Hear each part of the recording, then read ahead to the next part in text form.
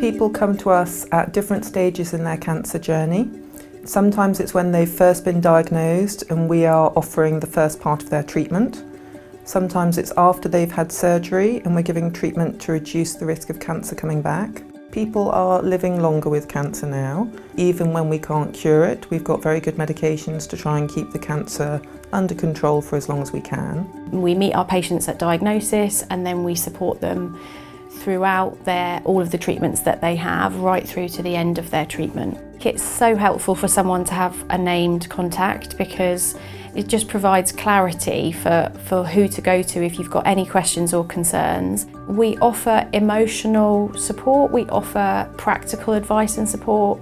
We can signpost on to other services and other charities, and we can also help patients to translate some of the medical terminology and help patients and their families and carers sort of understand their diagnosis and the treatment options available to them. I would introduce myself after the initial diagnosis has been made.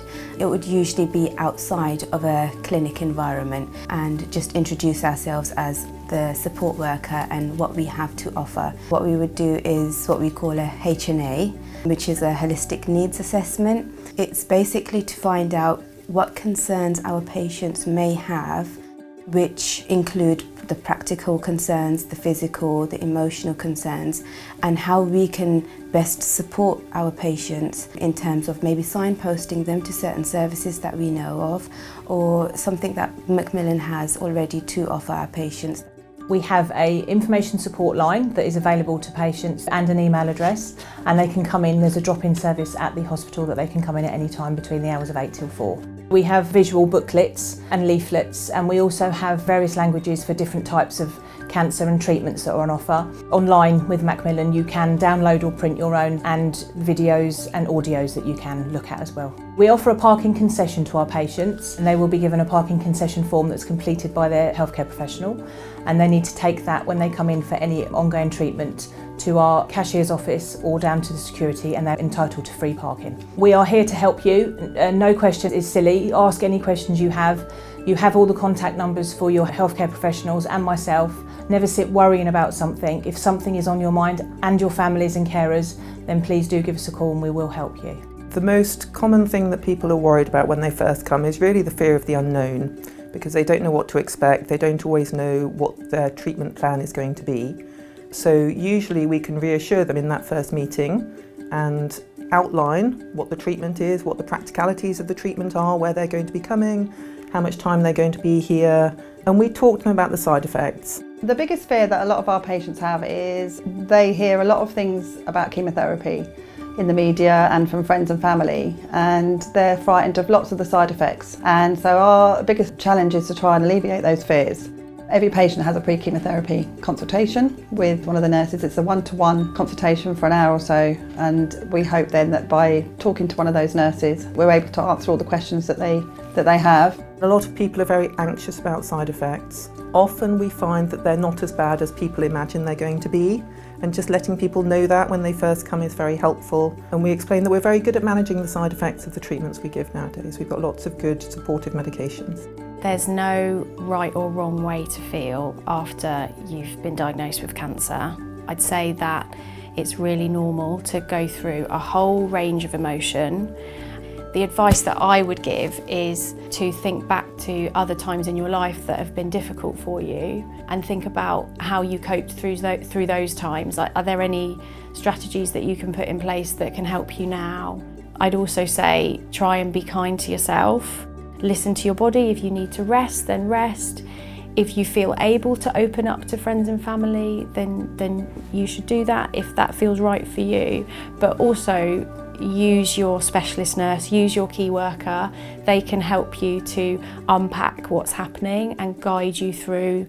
The journey's not the easiest journey to go through, and we don't want it to always be just about medicine, treatment, clinical stuff. It's not just that, it's also mental well-being in itself. It needs to be somewhat up there for our patients and their families as well. It's a concern for the families. They want their mum or their sister or their wife to be able to continue and be themselves as much as possible. We work directly with patients and their families and carers, offering one-to-one therapeutic work. That might be on an individual basis, but it might be with couples and families. We ask that our clinical nurse specialists work with us to think around picking up and noticing sort of the red flags for when someone might need a bit of extra support.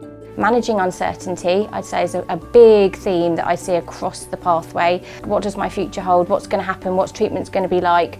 Am I still going to be able to go to work? All of those kind of unknowns. It's working with people to help them reconnect to what matters most. When a cancer patient has a diagnosis, one of their main fears would be, how am I going to manage financially?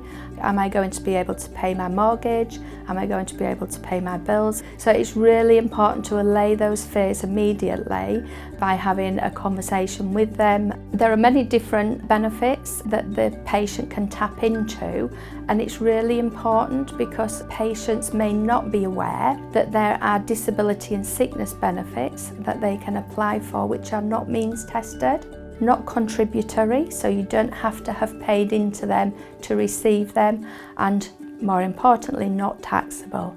When someone attends for their first time for the chemotherapy unit, they're able to bring somebody with them if they'd like to, and that helps them to feel less anxious. We will need to weigh you each time you come on each visit. That's important because your chemotherapy is tailor-made for you. The chairs are all reclining, so they're quite comfortable, and there'll be a chair next to them for their relative or friend to sit. They'll be introduced to the nurse that's looking after them, and that nurse will be looking after them for the day, but they will get to meet other members of the team as well. If your treatment is one of those treatments that actually can make you feel quite sick, there are some that don't, and there are some that we know that do. And because of that, there are certain medications that we give you before you start the treatment, and medications for you to go home with. They get a dedicated advice line they can call, which is 24 hours a day, anytime, day or night. And there's always a chemotherapy nurse on the end of that line, okay, so they've got support available. If they get admitted onto the ward, I or one of my colleagues would go and see them as part of the acute oncology team, so that's part of my role. I look after patients when they're unwell and they're in hospital. It's incredible to see how much research has come to light and how much more we know about treating cancer, which means that people are living for longer after having had a diagnosis. We need to know our patients. We need to know what their fears are, what their worries are, what their concerns are. It's not always just about how is the medication going to make me feel. It's not just about that. It's about, can I go and pick up my children from school? Will something happen to me? Or can I still drive my car to the corner shop? Small things that aren't actually small, because it's how they've formed their life. They will be well looked after. We have an experienced team of nurses. There is nothing they can't ask. They just need to let us know and talk to us about it. Not be too scared, because it's not as scary as you think it might be.